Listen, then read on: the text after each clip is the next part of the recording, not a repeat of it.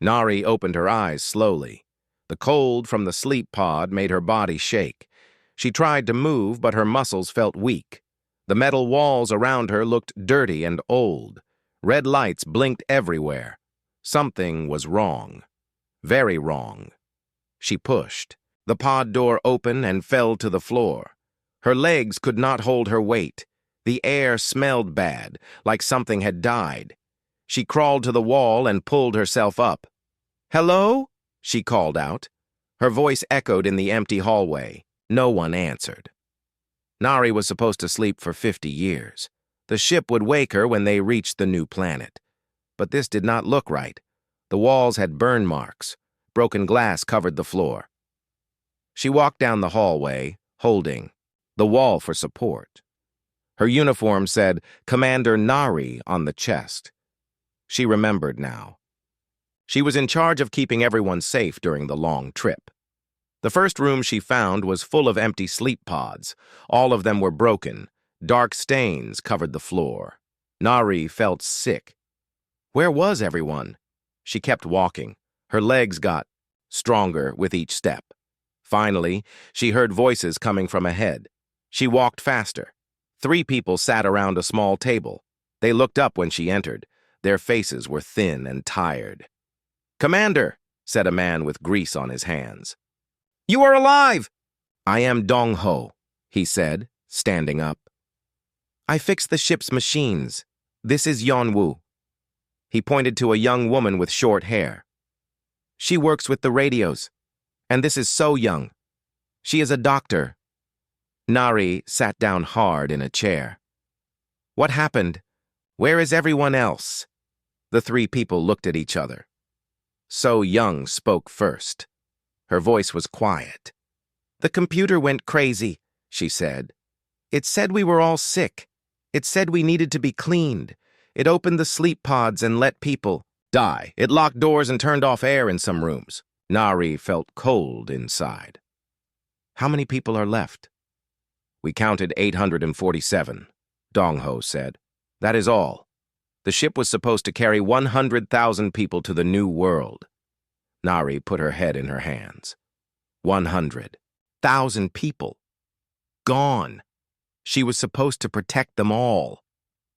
"The computer still thinks we are sick," Yonwoo said. "It tries to kill us every day. We have to hide and be very careful." "Can we fix it?" Nari asked. Dong Ho shook his head. "Something changed it. A signal from outside the ship. It came from this place we are in now. The computer heard it and went crazy." "What place?" Yonwoo pulled out a small screen. It showed stars and broken ships floating in space. "We call it Sector 7. There are old alien ships everywhere. They look like they have been dead for a long time." Nari looked at the screen. Hundreds of broken ships drifted in the darkness. Some were huge, bigger than their own ship. They all looked empty and cold. "The signal came from one of those ships," Yonwoo said. "When our computer heard it, everything went wrong." Nari stood up. She felt stronger now. She was a commander. These people needed her to lead them. "Show me the other survivors," she said. They walked through the ship. It was like walking through a grave, empty rooms everywhere, broken things scattered on the floor. The lights flickered and made strange sounds. The survivors lived in 3 different parts of the ship. They had barricaded themselves in. They looked scared when they saw Nari, but also hopeful. Most were workers who kept the ship running. Some were families with children. A few were soldiers, but not many. They all looked thin and tired. "How long have you been awake?" Nari asked an old man named Kyung Ho. He had been a security guard. 6 months, he said. "We woke up when the killing started. We have been hiding ever since." Nari learned more about their situation. The ship could not move. The engines were broken. They had food for maybe 2 years if they were very careful. The air was getting bad because the cleaning systems did not work well. "We tried to call Earth," Yonwoo said, "but we are too far away, and the radio is broken." That night, Nari could not sleep. She sat in the command room looking at the broken alien ships outside. So many questions filled her mind. What happened to the aliens? Why did their signal make the computer go crazy? Were there more aliens still alive out there? She heard footsteps behind her. Dong-ho came in carrying 2 cups of hot drink. Could not sleep either? He asked, sitting down next to her. All those people, Nari said. I was supposed to keep them safe. It is not your fault, Dong-ho said. You were asleep like everyone else. Nari sipped the hot drink. It tasted like fake coffee, but it was warm. What do you think happened to the aliens? Dong-ho looked out at the floating ships. I think something killed them all, just like our computer tried to kill us. But we survived. Some of us did. Maybe some of them did too. Nari thought about this. If aliens were still alive, were they friendly? Or were they dangerous like whatever killed all the others? The next morning, she called all the survivors together. They crowded into the main meeting room. Children held their parents' hands. Everyone looked scared, but ready to listen. We have problems, Nari said. Our ship is broken. We do not have much food.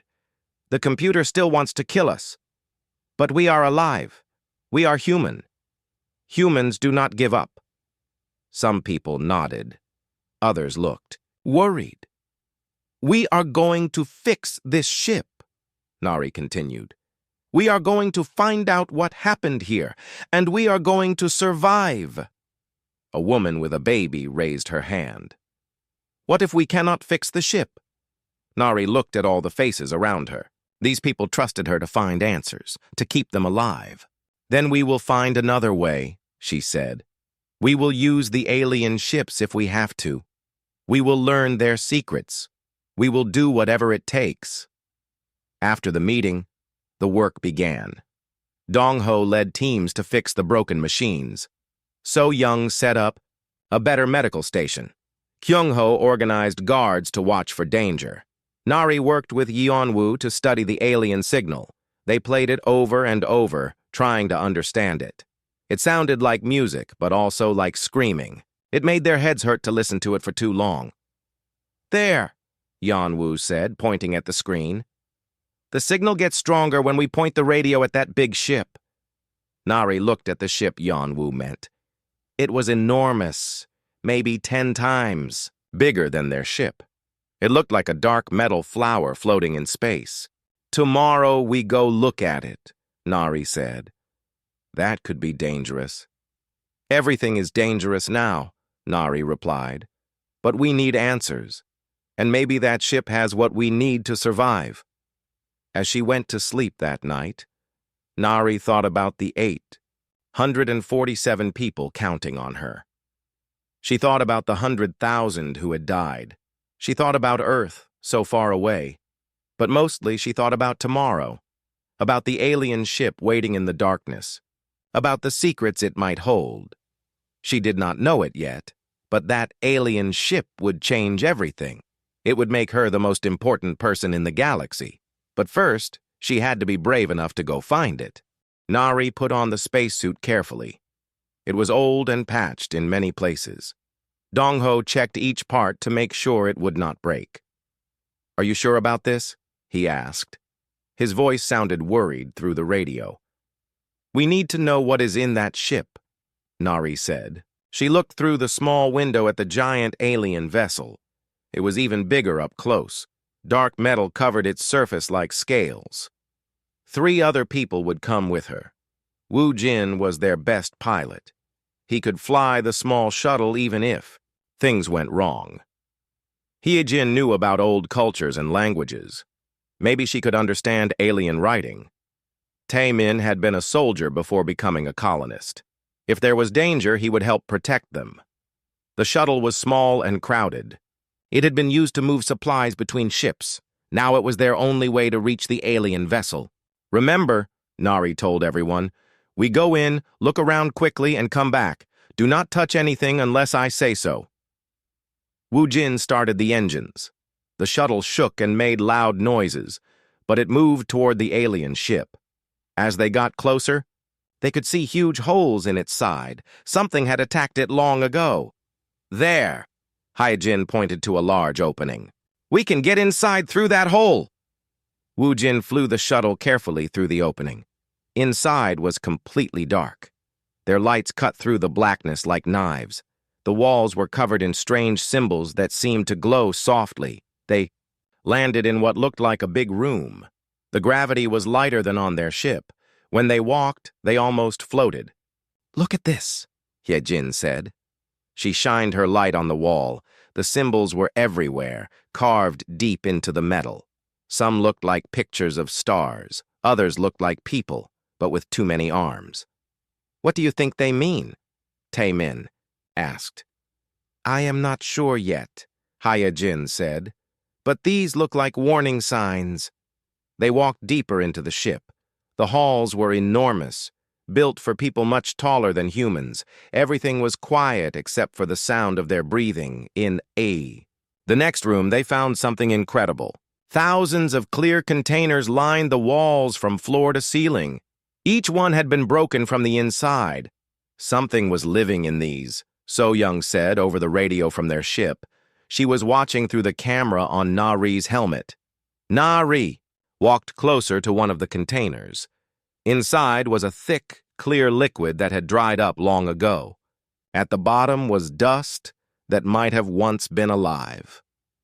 "Commander," Wu Jin called from across the room. "You need to see this." He stood in front of a wall covered in pictures. They were not painted or carved. They seemed to be made of light, even though the ship had no power. The pictures showed the story of what happened. First, they saw the aliens when they were alive. They were tall and thin with 4 arms and big eyes. They lived on many worlds and traveled between the stars. Then the pictures changed. They showed other aliens coming from far away.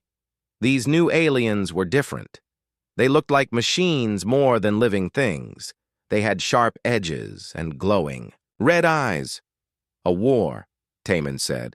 The machine aliens attacked these people. The pictures showed battles in space, planets burning, ships exploding. The tall aliens tried to fight back, but there were too many machine aliens. The last pictures were the worst. They showed the tall aliens putting themselves into the containers, going to sleep. They hoped to hide until the war was over. But the machine aliens found them anyway. "They all died here," Jin said quietly. "They were trying to escape." Nari felt sad looking at the pictures. These aliens had families and homes just like humans. Now they were all gone. "Wait," she said. "Look at the last picture." The final image showed something different. One of the tall aliens was still alive, but it looked different. It was glowing with white light. Around it were symbols that hurt to look at. "I think this one survived somehow," Jin said. But it changed into something else. Suddenly, the pictures began to move. The aliens in the images turned to look at Nari and her team. Their big eyes seemed to see right through the spacesuits. "We should go," Taemin said, backing toward the door. But Nari stepped closer to the wall. One of the aliens in the picture was pointing at something. She followed its finger and saw symbols that looked familiar. "Yeonwoo," she said into her radio. "Are you there?" "Yes, Commander." "The signal you recorded from this ship. Play it again." The strange music filled their helmets.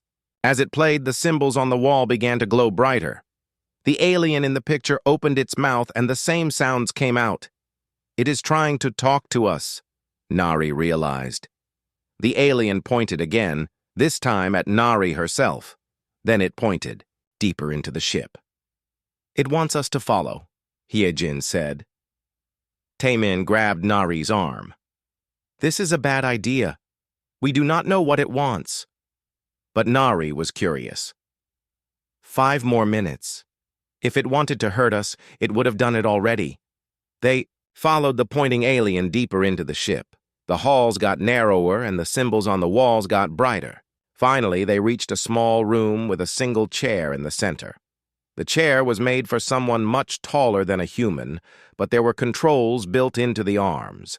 Above it hung a helmet covered in wires and lights. Some kind of computer. Dongho said through the radio. Maybe for controlling the ship. Nari walked around the chair slowly. It did not look dangerous, but she could feel power coming from it. The air seemed to buzz with electricity. "Commander!" Yanwu's voice crackled through the radio. "I am picking up new signals. This room is sending out some kind of energy." "What kind of energy?" "I do not know. But it is getting stronger. The pictures on the walls were moving faster. Now!" The alien kept pointing at the chair, then at Nari. It seemed desperate, like it was running out of time. "I think it wants me to sit in the chair," Nari said.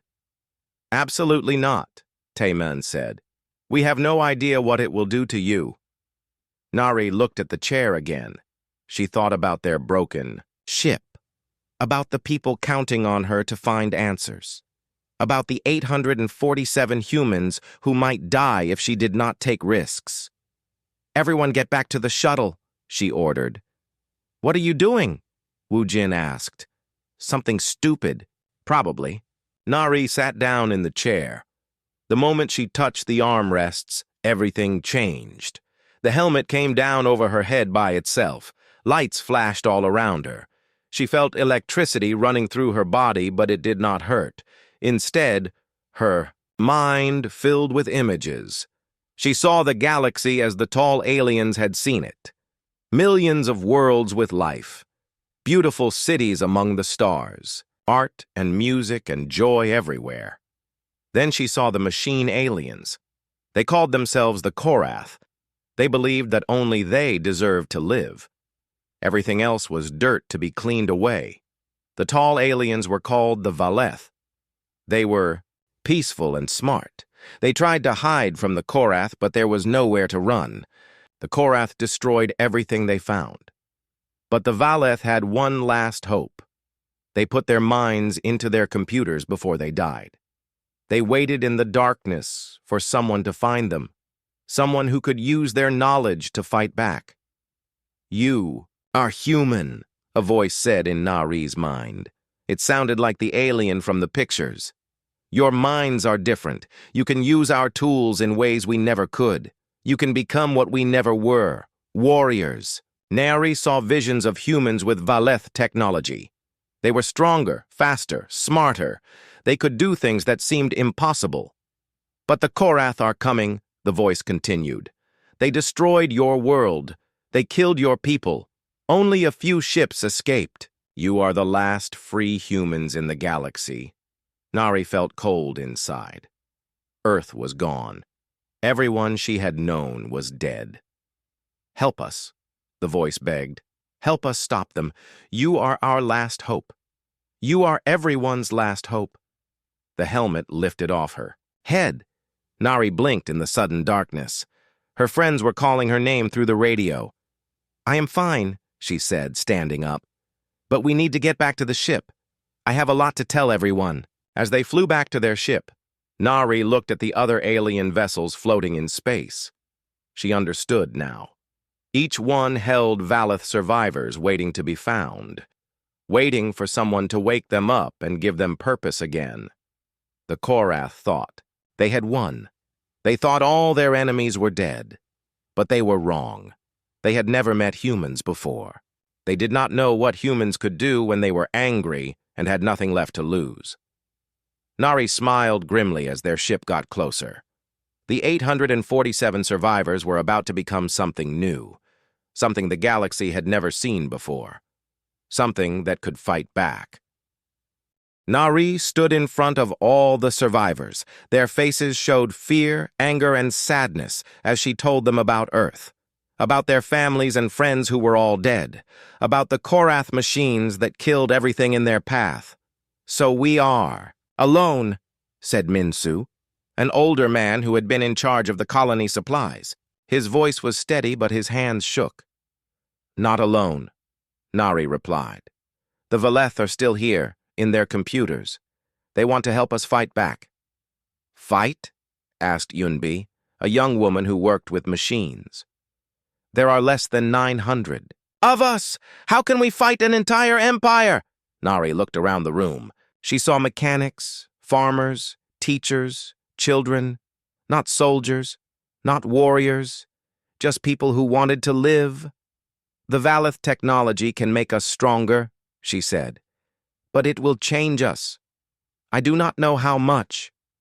I do not know if we will still be completely human afterward. The room was quiet for a long time. Finally, Kyung-ho stood up. The old security guard looked tired, but his eyes were hard. I say we try it, he said. What is the point of staying human if we are all going to die anyway? Many people nodded. Others looked scared. A few argued quietly among themselves. I need volunteers first, Nari said. People who are willing to take the risk. If it works, we can help others. If it goes wrong, I will do it, Yunbi said suddenly. Everyone looked at her. She was small and quiet, not someone who usually spoke up in groups. Why? Nari asked. Because I am good with machines, Yunbi said. If the Valeth technology is like a machine, maybe I can understand it better than others. Dong-ho raised his hand. I will try too. Our ship is dying anyway. Maybe alien technology can fix it. Soon, 12 people had volunteered. Nari wanted to try the technology herself, but the others convinced her to wait. If something went wrong, they needed her to lead the survivors. They went back to the alien ship the next day. This time, they brought tools and cables to connect the Valeth computers to their own ship. Hee-jin had been studying the alien writing all night. She thought she understood some of it. This symbol means join or combine, she said, pointing to marks near the chair. And this one means strength or power. The Valeth voice spoke to Nari again when she sat in the chair. It sounded happier now, less desperate. You brought others, it said. Good. We have been waiting so long to share our gifts. Will it hurt them? Nari asked. There will be pain as their bodies change.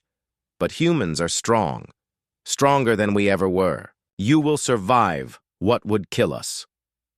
One by one, the volunteers sat in the chair. Each time, lights flashed and energy filled the room.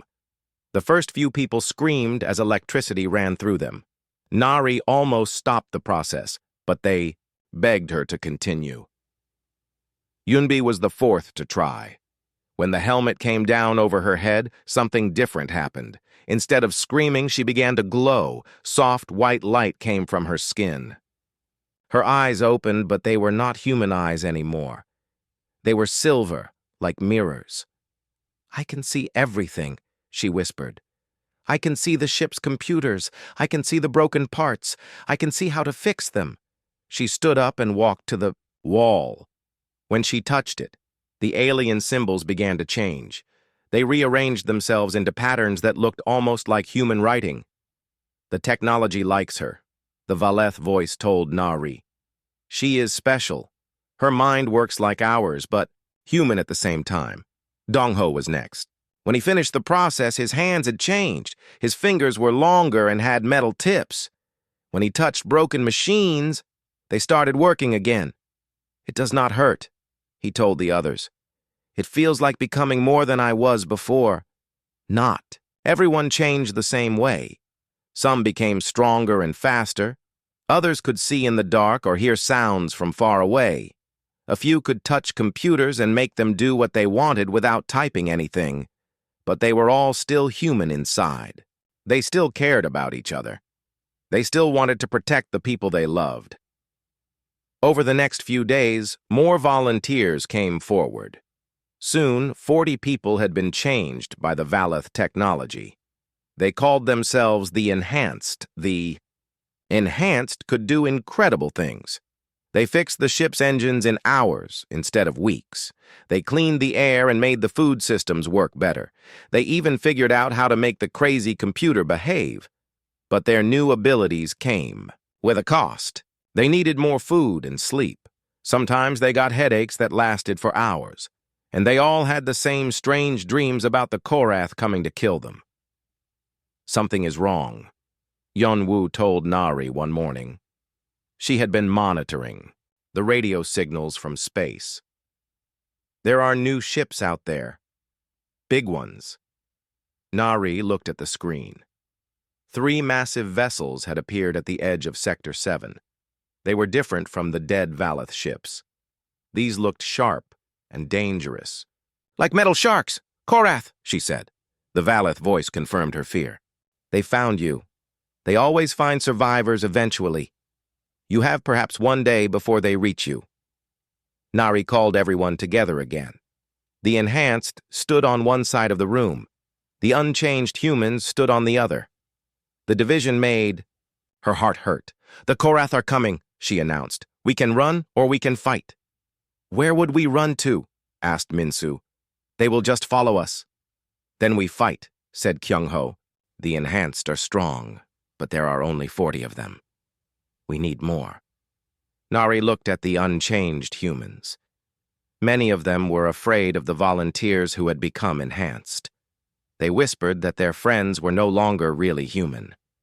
"Anyone who wants to try the Valeth technology can do it now," Nari said.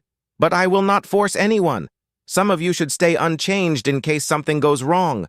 To her surprise, almost everyone volunteered.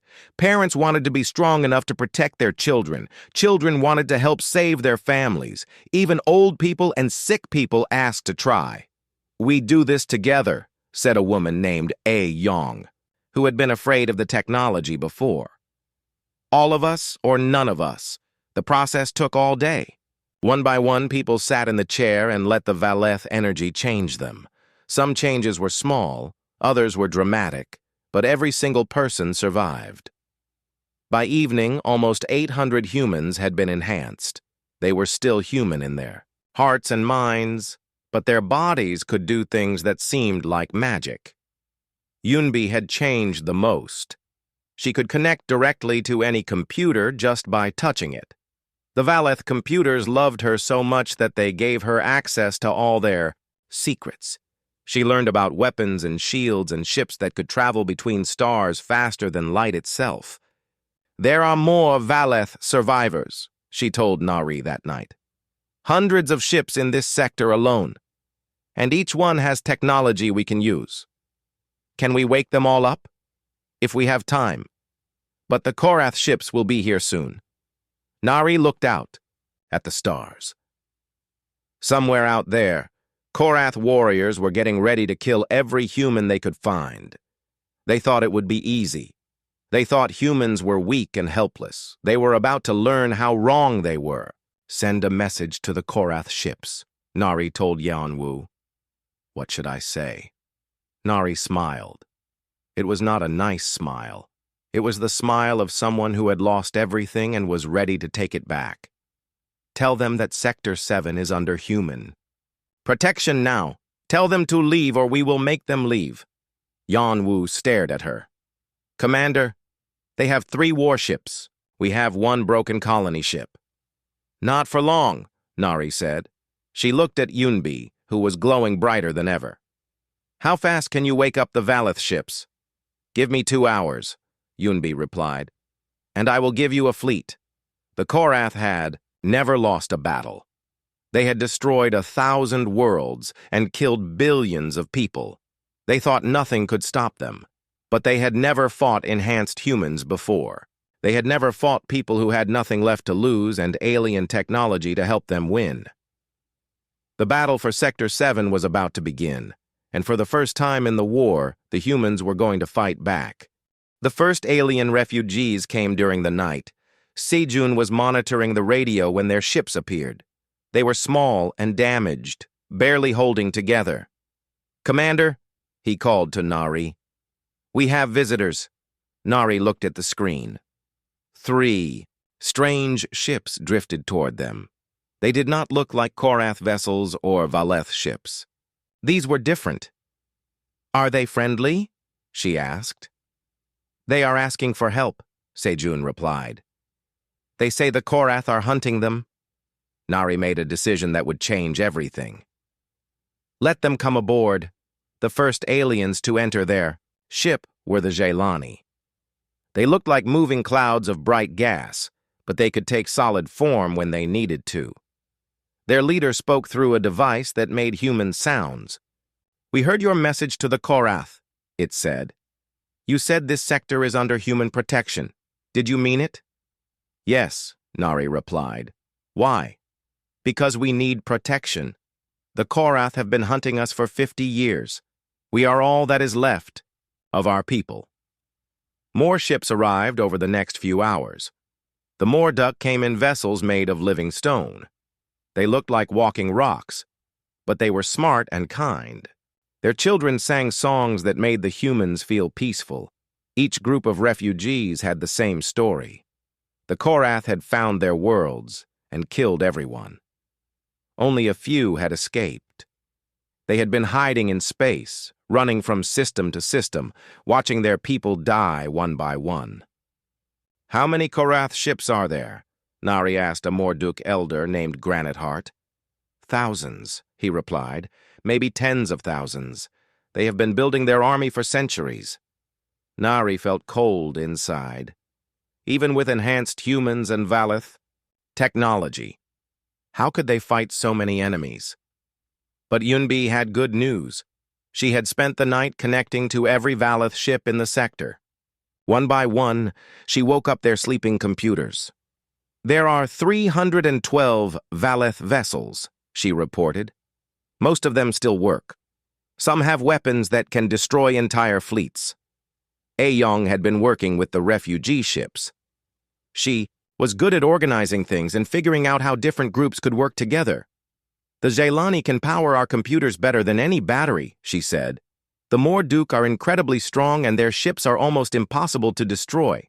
If we combine their abilities with ours, we might actually have a chance," Nari finished. Jian Wu had been studying the alien technologies all morning. He was amazed by what he found. "Each species has something unique," he told Nari. "The Jailani can become pure energy.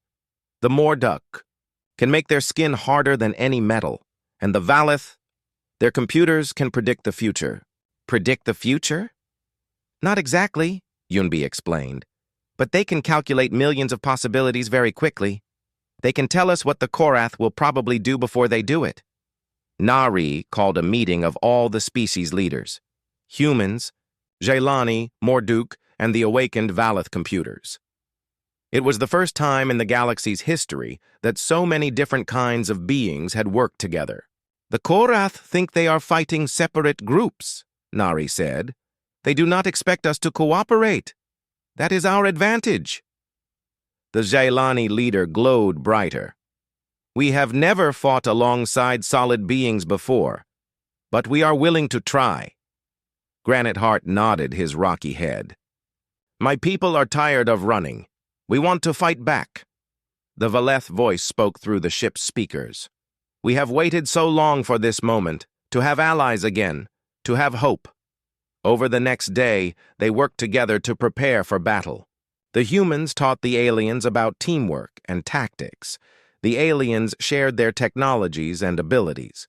The Jailani could merge with human computers, making them incredibly fast and powerful. The Morduk could reinforce the ship's armor with their living stone. The Valeth provided weapons and shields that human minds could control in ways their creators never imagined. But the real breakthrough came when Yunbi made a discovery. "The technologies can combine," she said, her silver eyes wide with excitement. "Human consciousness, Valeth computers, Zilani energy, Morduk strength. We can link them all together." "What would that do?" Nari asked.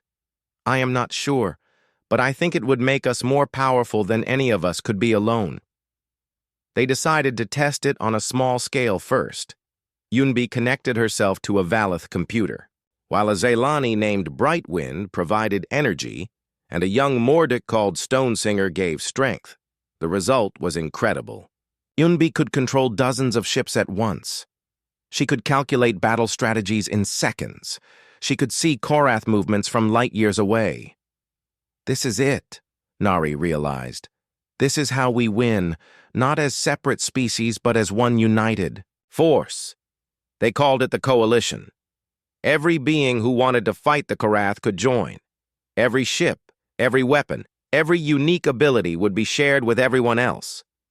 The word spread quickly through Sector 7. More refugee ships came, every hour. Some species Nari had never heard of, others that looked so strange she could barely believe they were alive, but they all had one thing in common. They all hated the Korath. They all wanted revenge for their dead worlds and lost families. The Yaods. Korath ships arrived 3 days later. There were not just 3 anymore. The original vessels had called for reinforcements. Now 12 massive warships surrounded Sector 7. "Attention, unknown vessels," came a message in perfect human language. "You will surrender immediately or be destroyed. Resistance is futile." Nari smiled as she responded. "Attention, Korath Fleet. This is Commander Nari of the Sector 7. Coalition, you are not welcome here. Leave now or face the consequences." The Korath commander laughed. The sound was like metal scraping against metal. "You are amusing, little human. We destroyed your homeworld in a single day. What makes you think you can resist us?" "Because we are not just humans anymore," Nari replied. "And we are not alone." She gave the signal. Across Sector 7, 300 Valeth ships came online at once. Their ancient weapons charged with power that had been sleeping for centuries. Coalition vessels moved into formation, each one carrying multiple species working together. The enhanced humans took their positions at weapon controls and navigation stations. But they were not just human anymore. Jelani energy flowed through their bodies. Morduk's strength reinforced their bones. Valeth computers enhanced their minds. "Impossible," the Korath commander said, as his sensors showed him what they faced. "The Valeth are extinct. The other species are scattered and weak." "We were," Nari agreed. "But extinction has a way of bringing out the best in people. Attack us, if you dare." The Korath had never backed down from a fight. They were warriors who believed might made right. They saw the coalition fleet and decided to destroy it quickly before more ships could arrive. It was the biggest mistake they had ever made. The battle began with the Korath firing their most powerful weapons. Beams of red energy that could melt planets struck the coalition ships. But instead of exploding, the vessels absorbed the attacks. Morduk's stone skin turned the energy into power. Jelani beings redirected it back at the attackers. The enhanced. Humans moved faster than any Korath had ever seen organic beings move. They piloted their ships like dancers, dodging attacks that should have been impossible to avoid. Valeth computers told them exactly where to be and when. But the real surprise came when the coalition ships fired back. Their weapons were not just Valeth technology anymore. They were fusion devices that combined the best of every species, energy beams that could think for themselves, missiles that phased through armor like ghosts. The first Korath ship died in minutes. Its crew could not believe what they were seeing. The second ship tried to retreat, but coalition vessels surrounded it before it could escape. "This is impossible," the Korath commander broadcast. "No organic species can fight like this." "You are right," Nari replied. "No single species could. But we are not single anymore. We are coalition. We are what you made us when you tried to kill us all." By the end of the day, all 12 Korath ships were destroyed or captured. The coalition had lost only 3 vessels, and those crews had been rescued by their allies. But Nari knew this was just the beginning. The Korath would send more ships. Eventually, they would send their entire fleet. "Let them come," she said, looking out at the stars. "We will be ready."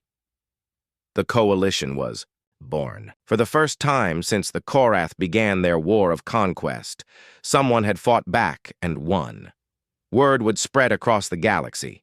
Other survivors would come looking for hope, and Nari would give it to them. One species at a time. One battle at a time. Until every free being in the galaxy stood together against the darkness. The humans were no longer alone, and neither was anyone else. Dayun screamed as the Valeth technology flowed through her body. But her scream was not from pain. It was from joy. For the first time since Earth died, she felt truly alive. The change had taken her differently than the others. Her skin now had silver lines running through it like circuits. Her eyes glowed blue in the dark. When she touched metal, it became part of her, flowing like liquid until she shaped it into what she needed. "How do you feel?" Nari asked as Da-Un stepped out of the enhancement chamber. "Like I could fight 100 Korath ships by myself," Da-Un replied. She held up her hand and watched her fingers turn into sharp metal claws. "Like I was born for this." Da-Un was the first true hybrid warrior. Human consciousness, Valeth technology, and something new that neither species had expected. She could reshape her body like a living weapon. She could interface with any machine just by thinking about it. "The Korath fear this," the Valeth voice told Nari privately. "They fear what you humans can become. That is why they wanted to kill you all before you could change." More humans volunteered for the hybrid process. Not everyone survived it. The technology was still dangerous, still unpredictable. But those who made it through became something amazing. Sang-Ho could connect his mind to entire computer networks. He became the Coalition's information warfare specialist, able to hack Korath systems from light years away. Yujin could control gravity around her body. She walked on walls and ceilings like they were floors. In zero gravity, she moved like she was swimming through liquid starlight. Each hybrid was unique. Each had abilities that surprised everyone, including themselves. But the real breakthrough came when they discovered what happened when hybrids worked together. Da-Un and Sang-Ho were testing their abilities when something unexpected occurred. Their enhanced nervous systems began to resonate with each other. Suddenly, they could share thoughts and abilities. "I can feel what you feel," Da-Un said, her eyes wide with wonder. "And I can use your metal-shaping power," Sang-Ho replied, watching his own fingers turn to liquid metal. They had become a network, a group mind that was still individual but could share everything when needed. "This is how we beat them," Nari realized. "The Korath are individuals. Each ship, each warrior fights alone, but we can fight as one being with thousands of bodies." Thou, Coalition base had grown enormous. The hollow core of the gas giant now housed millions of refugees from hundreds of species. They had built cities inside the swirling clouds, factories that produced new weapons and ships, schools where different species taught each other their secrets. Children grew up speaking 5 different languages and playing with friends who looked nothing like them. Jailani energy beings taught human kids how to make light with their minds. Morduk elders showed young aliens how to be strong but gentle. It was beautiful, but it was also a target. "The Korath know where we are now," Yanwu reported. She had been monitoring their communications. "They are gathering a fleet, not just a few ships this time, hundreds of them." Nari looked at the tactical display. Red dots showed Korath positions throughout the galaxy. They were moving toward Sector 7 from every direction. "How long do we have?" she asked. "Maybe 2 weeks. They want to be sure they bring enough ships to destroy us completely." Nari called a meeting of the Coalition Council. Leaders from every species sat around a table made of living crystal that the Morduk had grown. The Valeth appeared as holograms. The Jailani floated as clouds of gentle light. "We have a choice," Nari said. "We can scatter and hide again, or we can make our stand here. If we scatter, they will hunt us down one by one," said Brightwind, the Jailani leader. "Like they always have." Granite Heart's rocky face was grim. "My people are tired of running, but if we fight here, many will die." "Many are already dead," replied Crystal Song, a new species that had arrived just days before. They looked like living gemstones and spoke in musical tones. "The Korath killed our entire star system. We have nothing left to lose." The debate went on for hours. Some wanted to fight. Others wanted to hide. A few suggested trying to negotiate with the Korath. Finally, a small voice spoke up. It was Jinai, a human child who had become a hybrid at only 12 years old. Her ability was to see patterns that others missed. "They will never stop hunting us," she said in her quiet voice. "Even if we hide forever, they will find us eventually. But if we win here, other people will see that the Korath can be beaten. Maybe they will fight back too." The adults looked at the child. Her young face was serious, but her eyes held wisdom beyond her years. "She is right," Nari said. "This is not just about us anymore. This is about showing the galaxy that the Korath are not unstoppable." The vote was unanimous. They would make their stand in Sector 7. Preparations began immediately. The coalition had learned much about combined technologies: human creativity, Valeth precision, Jailani energy, Morduk strength, and dozens of other abilities from refugee species. They built new types of ships, vessels that could change shape during battle, weapons that thought for themselves, shields that grew stronger when attacked. The hybrids trained together, learning to link their minds across vast distances. A human pilot could borrow the reflexes of a Xylani. A Morduk warrior could share the tactical knowledge of a Valeth computer. But their greatest innovation was the Nexus. Yunbai had been working on it for weeks. It was a network that could connect every coalition member no matter what species they were or where they were located. "Imagine," she explained to Nari, "if every person in our fleet could share their knowledge and abilities with everyone else. The Korath would not be fighting individuals. They would be fighting the collective intelligence and power of 1,000,000 beings." The first test of the Nexus was amazing and terrifying. When Yunbi activated it, every person in the base felt their consciousness expand. Suddenly they could think with the speed of Valeth computers, feel the emotions of Jailani energy beings, and sense the strength of Morduk's stone skin. "Too much," gasped Sejun, holding his head. "I cannot process all of this." They had to limit the connections. Full network sharing was too overwhelming for most beings, but partial connections worked perfectly. Pilots could share reflexes, engineers could share knowledge, warriors could share courage. The Korath arrived exactly when Yanwu predicted. Their fleet was enormous, 500 warships, each one capable of destroying cities. The largest vessels were the size of small moons. "Attention coalition forces," came the transmission from the Korath flagship. "I am Admiral Vextar of the Korath Empire. You will surrender unconditionally or we will sterilize this entire sector." Nari sat in the command chair of the coalition flagship, a hybrid vessel that was part human engineering, part Valeth technology, and part living Morduk stone. Around her, the bridge crew included members of a dozen different species, all connected through the Nexus. "Admiral Vextar," she replied. "This is Commander Nari of the Sector 7 Coalition. We reject your demand. This sector is under our protection." Vextar's laugh sounded like breaking glass. "Your protection? You are refugees and outcasts. We are the Korath Empire. We have conquered 1,000 worlds. And we are about to unconquer them," Nari said calmly. The battle began at maximum range. Korath ships fired their planet-killer weapons, beams of energy that could crack continents. But the coalition fleet did not try to dodge. Instead, their ships absorbed the attacks, storing the energy for their own use.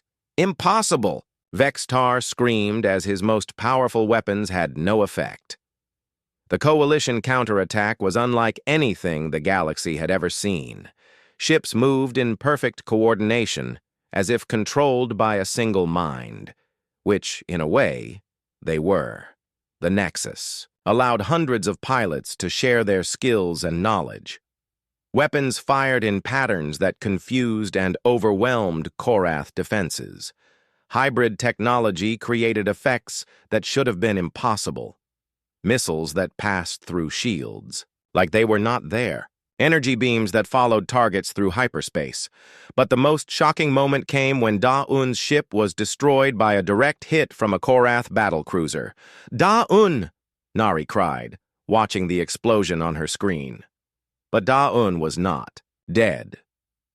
Her hybrid body had merged with her ship's metal hull at the moment of impact. She survived as a cloud of living metal that reformed itself into a new shape. She became a weapon, a creature of metal and energy and human will that tore through. The Korath fleet like a shark through fish. Other hybrids began to copy her example. They abandoned their ships and became pure warriors, shapes of living technology that the Korath could not understand or stop.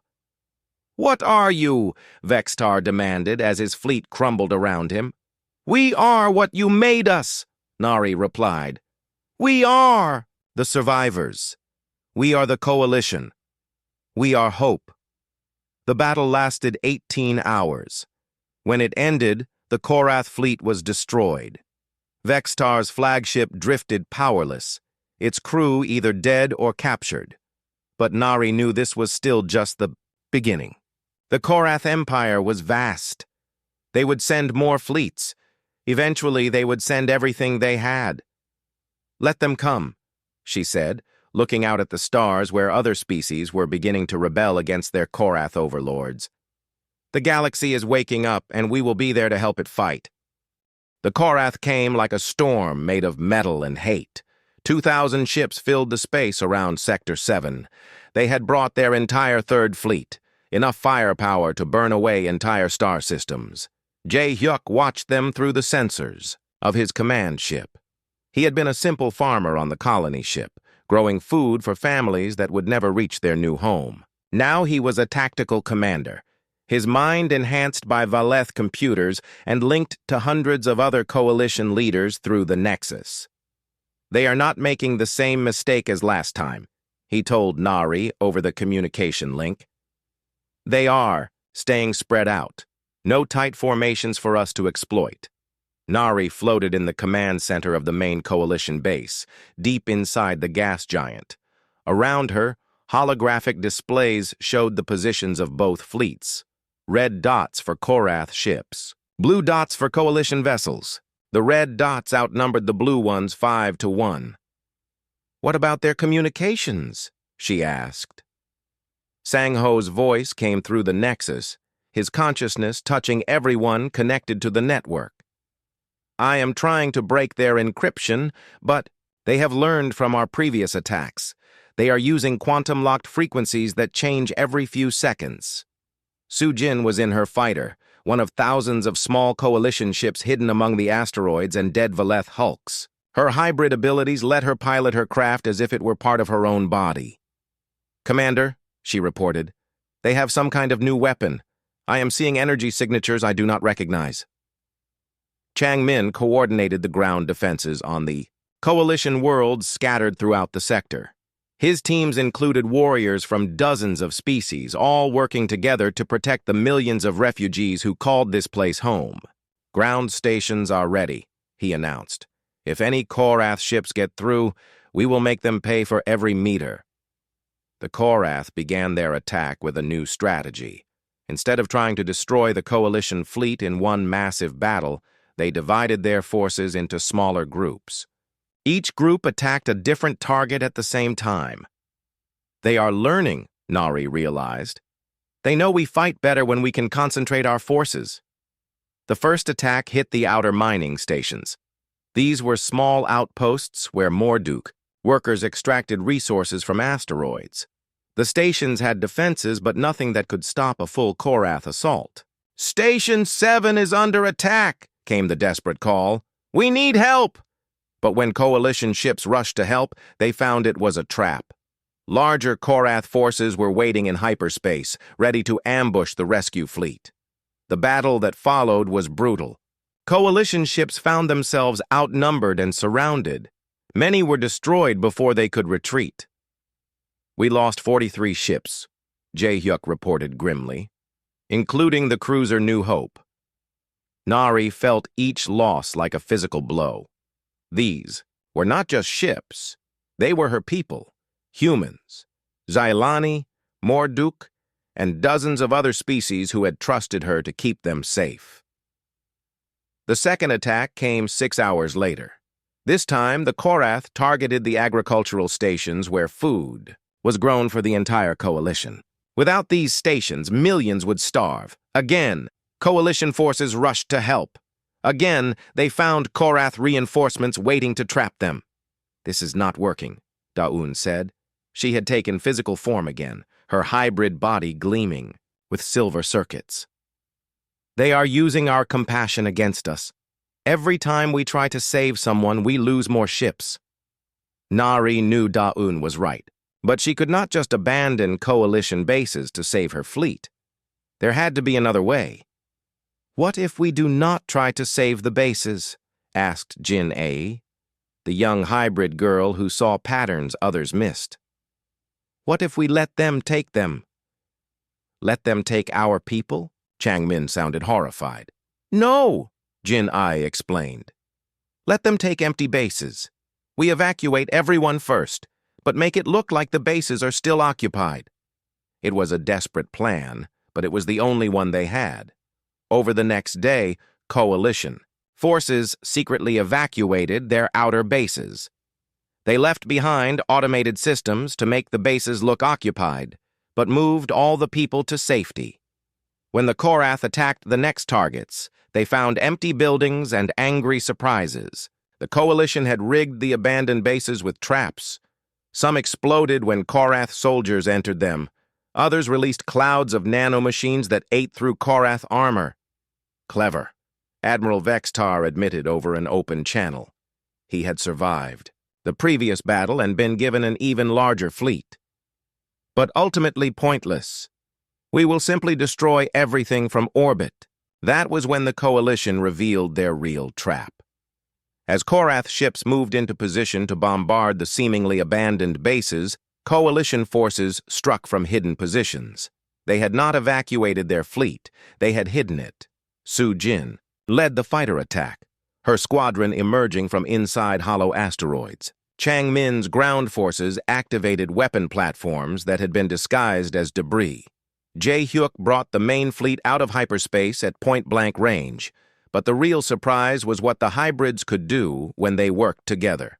Da-un and 12 other hybrids linked their consciousness through the Nexus. Together they became something new, a group mind that could control matter and energy like a god. They reached out with their combined will and began to reshape the battlefield itself. Asteroids became weapons that smashed into Korath ships. The gas giant's atmosphere formed into tentacles of compressed gas that crushed enemy vessels. "What are you?" Vextar screamed as his flagship was grabbed by a tentacle made of solid hydrogen. "We are evolution," Da-un replied, her voice carrying the power of all 13 hybrids.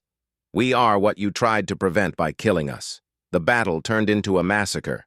Korath ships found themselves fighting not just coalition vessels, but the very fabric of space itself.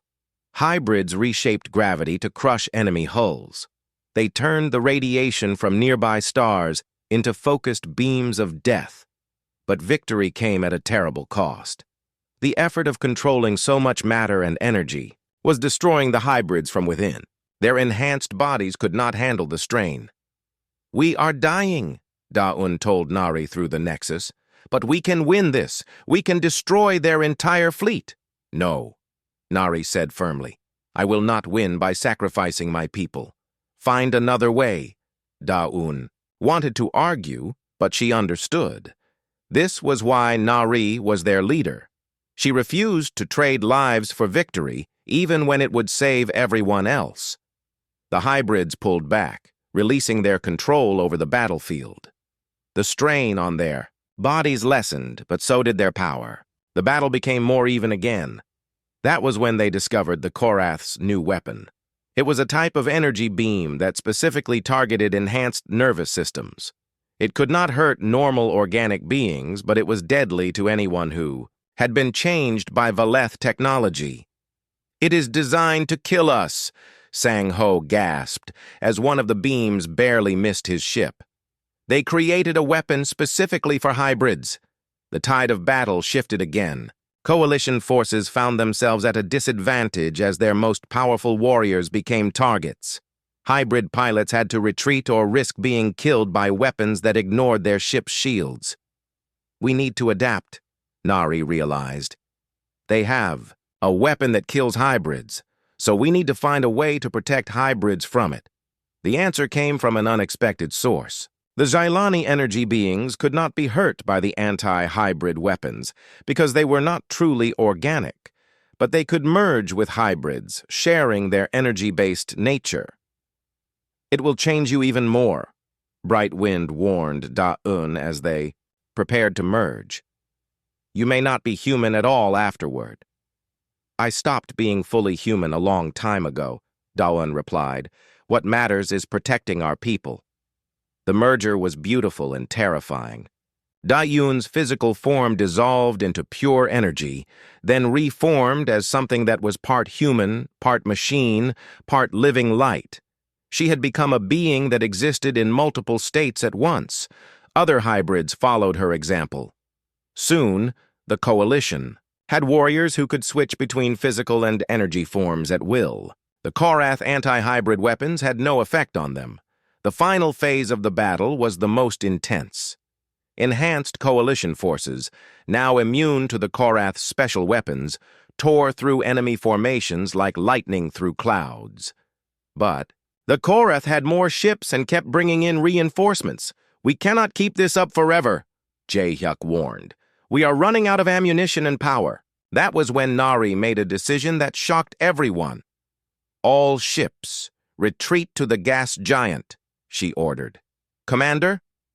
Changmin could not believe what he was hearing. We are winning! No, Nari replied. We are surviving. There is a difference. The Coalition fleet pulled back to their main base inside the gas giant. The Korath followed, thinking they had won. They prepared to destroy the Coalition once and for all, but Nari had one more surprise waiting for them. Yunbi, she said to the hybrid who had become one with the base's computer systems, activate the gravity well. Deep inside the gas giant, ancient Valith technology came online.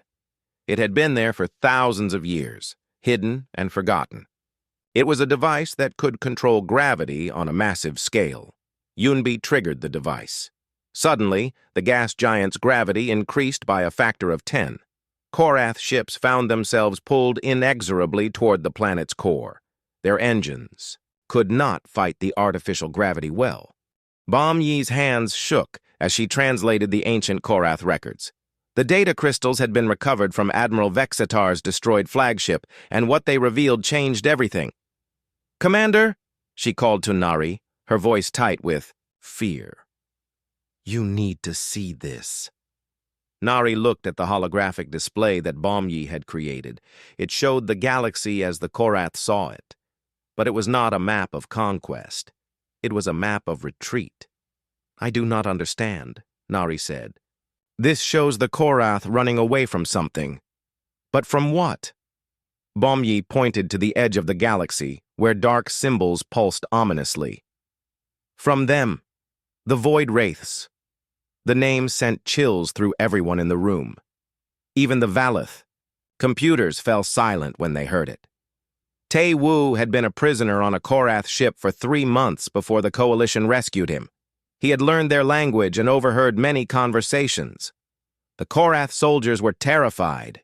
He said they would not talk about the Void Wraiths directly. They called them the Hunger, or the Darkness Between Stars. Na Young, who studied alien biology, had been examining samples of Void Wraith technology recovered from the deepest parts of Korath ships. What she found was disturbing. They are not from our dimension, she explained. These creatures exist in the spaces between realities. They feed on consciousness itself. The pieces began to fit together in Nari's mind. The Korath Empire was not a force of conquest. It was a force of preparation. They had been clearing the galaxy of intelligent life because intelligence was what the Void Wraiths hunted. They were trying to starve them, she realized. Kill all the thinking beings so the wraiths would have nothing to eat and go away. But the plan had failed. According to the Korath records, the void wraiths were already here. Scout creatures had been probing the galaxy's outer edges for decades. Soon, the full invasion would begin. How long do we have? Nari asked. Bomyi checked the data again. The records are not clear, but the Korath expected the main invasion within a few years at most. The coalition leadership gathered in emergency session. Representatives from hundreds of species filled the great chamber inside the gas giant. The news of the void wraiths had spread quickly, and panic was beginning to set in. "We must flee," said a leader from the crystal-singing people. "If these creatures hunt consciousness, we should scatter to the furthest reaches of space." "There is nowhere to run," replied Granite Heart, the Morduk elder. "If they can travel between dimensions, they can follow us anywhere." The debate raged for hours. Some wanted to hide, others wanted to fight. A few suggested trying to negotiate with the void wraiths, but it was Jin Ai, the pattern-seeing child, who asked the most important question. "Why can the hybrids resist Korath anti-enhancement weapons?" she said quietly. Everyone turned to look at her. The chamber fell silent. "Because we are not purely organic anymore," Da-Un answered. "We exist partly in energy space, partly in normal reality." "And the void wraiths exist between dimensions," Ginny continued. "What if our hybrid nature makes us hard for them to detect? What if they cannot eat consciousness that exists in multiple states at once?" It was a theory, but it gave them hope. Nari ordered immediate tests on volunteers. The results were promising. When void wraith samples were exposed to hybrid consciousness, they showed confusion and withdrawal. "The enhanced human mind confuses them," Na Young reported. "It exists in too many states simultaneously. They cannot lock onto it." But this created a new problem. There were millions of coalition members, but only a few thousand had undergone the hybrid transformation. The process was dangerous, and not everyone could survive it. "We need a better way," Nari said. "Something that can protect entire populations, without requiring individual enhancement." The answer came from combining technologies that had never been mixed before. Yunbi worked with Valeth computers, Jailani energy beings, and Morduk Livingstone creatures to create something entirely new. They called it the Consciousness Shield. It was a field generator that could make normal minds appear to exist in multiple dimensions, confusing void wraith senses without actually changing the people themselves. The first test was on a small coalition outpost. When they activated the best shield, the base seemed to flicker in and out of reality. The people inside felt slightly dizzy but were otherwise unharmed. More importantly, void wraith samples could not detect the protected minds at all. "It works," Yunbi announced. "We can hide entire worlds from them." But Nari was thinking bigger. What if we do not just hide? What if we fight back? The idea seemed impossible. How could physical beings fight creatures that existed between dimensions? But the coalition had already achieved many impossible things. The breakthrough came when they realized that hybrid consciousness could be weaponized. If enhanced minds confused the void wraiths, then focused hybrid thought could actually hurt them. Da-Un volunteered for the first test. She linked her consciousness with 50 other hybrids and projected their combined will at a void wraith sample. The creature screamed. It was a sound that existed in dimensions humans had no names for, but everyone heard it in their minds. The sample writhed and began to dissolve. "We can hurt them," Da-Un gasped, her silver-lined skin glowing with effort. "But it takes incredible focus and energy." They had found their weapon, but they needed more hybrids to use it effectively, and they needed them fast. "The transformation process takes weeks," Na Young pointed out, "and many people do not survive it. We cannot enhance millions of beings in time." But Sang Ho had been studying the Nexus network that connected coalition minds. What if we do not enhance individuals? What if we enhance the network itself? The concept was staggering. Instead of changing people, they would change the connections between people. The Nexus would become a hybrid consciousness that could exist in multiple dimensions while keeping its component minds safely in normal reality. It is dangerous, Yunbi warned. If something goes wrong, we could lose everyone connected to the network. And if we do nothing, the Void Wraiths will eat everyone anyway, Nari replied. We take the risk. Preparations began immediately. Every coalition world installed consciousness shield generators. Every ship and station connected to the enhanced Nexus network. Scientists worked around the clock to perfect the technology, but time was running out faster than they expected. The first Void Wraith appeared without warning in a system at the galaxy's edge. It was not a ship in any sense that living beings understood. It was a hole in reality shaped like hunger. The system had 12 inhabited worlds, with a total population of 40 billion beings. Within hours, they were all gone. Not killed, not destroyed. Simply eaten, leaving behind empty planets that somehow felt hollow even through long-range sensors. It has begun, Nari announced to the coalition. The invasion is here. More Void Wraiths appeared every day. They moved through space like cancer through a body, consuming everything in their path. Entire civilizations vanished without a trace. But then something unexpected happened. A Korath fleet appeared at the edge of Sector 7, broadcasting on all frequencies. Coalition forces, came the transmission. This is Commander Ho Jin of the Korath Resistance. We request immediate asylum. Nari could not believe what she was hearing. Korath Resistance? The Empire's warriors were abandoning their posts and asking for help? The Empire has fallen, Ho Jin explained when his ship was allowed to dock. He was different from other Korath Nari had met. Instead of arrogance, she saw fear and desperation in his mechanical eyes. The Void Wraiths reached our core worlds 3 days ago, he continued. The Emperor and his entire court were consumed in minutes. Half our fleet has been destroyed. The other half is scattered across the galaxy, trying to find somewhere safe. Look directly at Nari. We know you have found a way to hide from them. We are willing to join your coalition if you will teach us. It was the ultimate irony. The Korath Empire, which had tried to prepare for the Void Wraiths by committing genocide, was now asking their former victims for protection. Some of my people will never forgive you for what you did, Nari told Ho Jin honestly. But the Void Wraiths are everyone's enemy now. You can join us, but you must follow coalition rules. No more slavery, no more murder. You fight with us as equals, or not at all. Ho Jin nodded. Understood. We have learned that our old ways were wrong. The Void Wraiths do not distinguish between predator and prey. They consume all consciousness equally.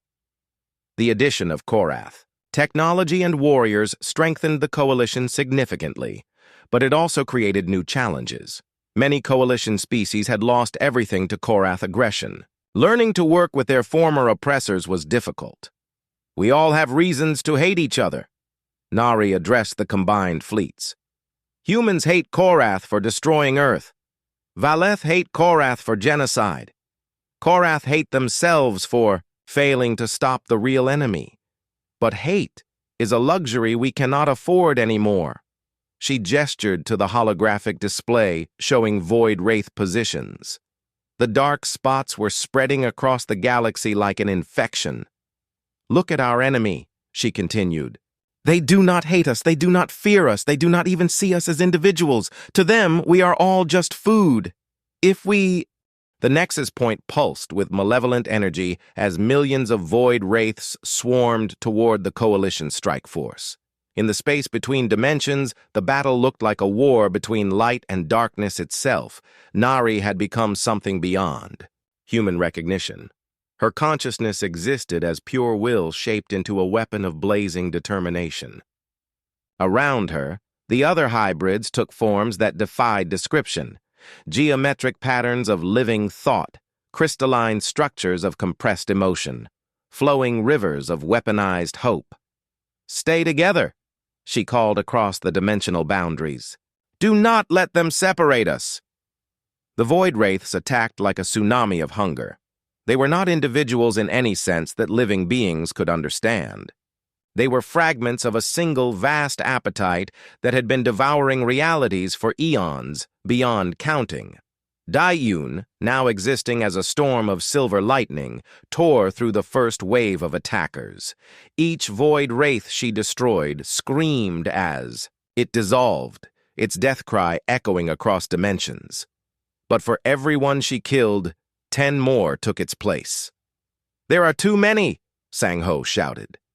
He had become a network of golden light that could process information faster than any computer. "We cannot fight them all." But fighting was not their primary mission. While half the strike force battled the void wraiths, the other half worked frantically to understand the nexus point itself. Ji Woo, who had been the Coalition's best engineer before her enhancement, studied the wound in reality with senses that existed in 17 dimensions simultaneously. "It is not natural," she reported.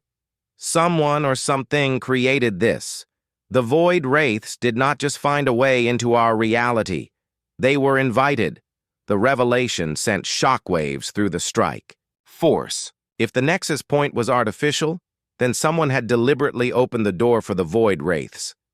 "But who would do such a thing?" asked Yun Seo, who fought beside Da-Un in the form of a crystalline spear that could pierce dimensional barriers. The answer came from the nexus point itself. Deep within the wound in reality, they found the remains of an ancient structure.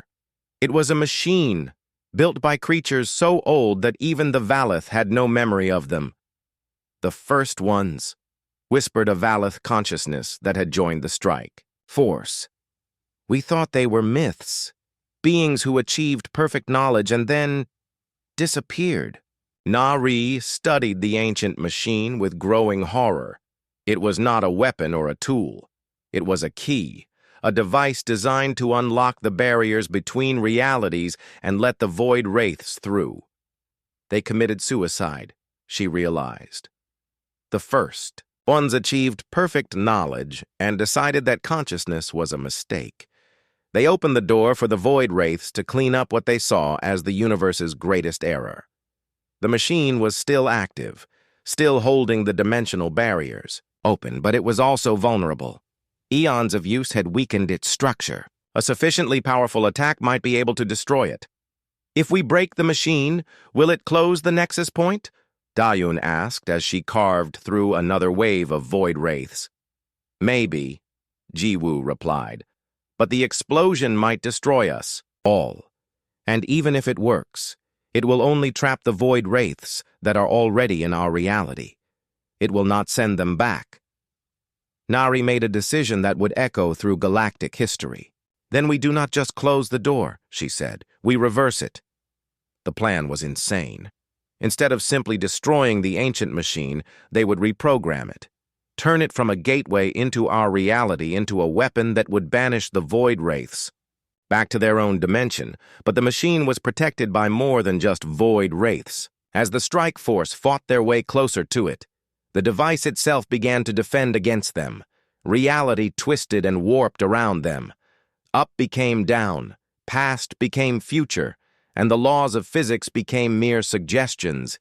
"It is trying to drive us insane," gasped Ho Jin, the former Korath commander who had volunteered for the mission. His mechanical body flickered between dimensions as the machine's defenses attacked his consciousness. "Focus on what is real," Nari commanded. "Focus on what we are fighting for." The strike force pressed forward, their enhanced minds cutting through the machine's illusions. They thought of their families, their homes, their hopes for the future. In a place where reality was fluid, their memories became anchors that kept them sane. Finally, they reached the machine's core. It was a sphere of crystallized thought, containing the compressed knowledge of an entire civilization. The first ones had put everything they knew into this device before using it to summon their own extinction. "I can reprogram it," Yunbi announced. She had accompanied the strike force by downloading her consciousness into the Nexus network. Now she existed as living code that could interface with any computer, no matter how alien. But reprogramming the machine required incredible precision. One mistake, and it would overload, destroying not just the strike force, but potentially all of Sector 7. "Do it," Nari ordered, as void wraiths swarmed around them in ever greater numbers. "We will hold them off." The final battle was like nothing the universe had ever seen. 200 enhanced beings fought millions of interdimensional parasites while reality itself served as their battlefield. The hybrids wielded weapons made of crystallized emotion and armor forged from pure determination. Daun had become a living star, burning away void wraiths with her inner light. Sang-Ho was a web of information that could predict and counter every attack. Yujin danced through impossible geometries, striking enemies that existed in 17 dimensions at once. But they were taking terrible losses. Yunseo fell when a void wraith managed to drain her consciousness directly. Hojin sacrificed himself to protect Yunbi, his mechanical body exploding in a burst of antimatter that cleared a temporary path through their enemies. "Hurry!" Nari called to Yunbi as her own energy began to fade. "We cannot hold them much longer." Yunbi worked frantically to reprogram the ancient machine. The first one's knowledge was vast and alien, written in mathematics that described realities she had never imagined. But slowly, piece by piece, she began to understand it. "There," she announced. "I have reversed the polarity. Instead of drawing void wraiths in, it will push them out. But activating the reprogrammed machine required a sacrifice. Someone had to stay behind to operate it manually, holding the dimensional barriers steady while billions of void wraiths were forcibly ejected. From normal reality, "I will do it," Nari said without hesitation. "No," Daun protested. "The coalition needs you. I should stay." "We all stay," Nari decided. "Link consciousness with me. All of us together." It was the ultimate expression of the Nexus concept. Instead of one person sacrificing themselves, all the surviving Strike Force members joined their minds into a single, massive consciousness. They became a living machine capable of operating the First One's device. The activation was like being struck by lightning made of pure mathematics. Reality screamed as the dimensional barriers reversed themselves. Every void wraith in the galaxy suddenly found themselves being pulled back toward the space between dimensions. The creatures fought desperately to resist, but the ancient machine was too powerful. One by one, then in groups, then in vast swarms, they were torn away from normal reality and hurled back into the interdimensional void. But the process was destroying the strike force from within. Their consciousness was being used as fuel for the machine, burned away to power the greatest banishment in galactic history. "It is working," Yunbi gasped as her awareness began to fragment. "The void wraiths are being expelled." Across the galaxy, coalition forces watched in amazement as their enemies simply vanished. One moment the void wraiths were there, consuming everything in their path. The next moment, they were gone, leaving behind empty space that somehow felt clean again. But in the interdimensional realm, the strike force was paying the ultimate price. Their enhanced forms were dissolving as the machine drained their energy. One by one, their individual consciousness began to fade. Nari felt herself dying and was not afraid. She had done what needed to be done. The galaxy was safe. Consciousness would survive. But then something unexpected happened. The reprogrammed machine, instead of simply consuming their awareness, began to preserve it.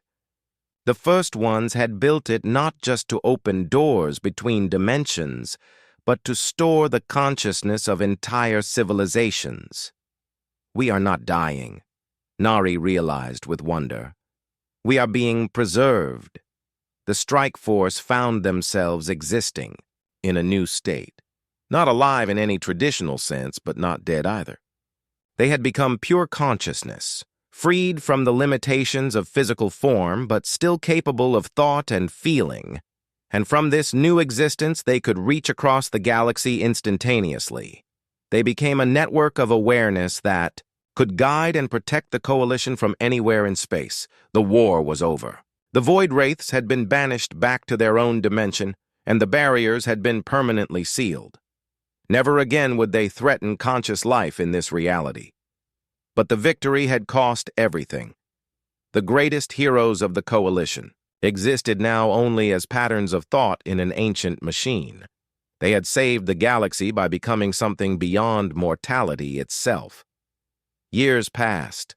The Coalition grew into a true galactic government, uniting thousands of species under principles of cooperation and mutual respect.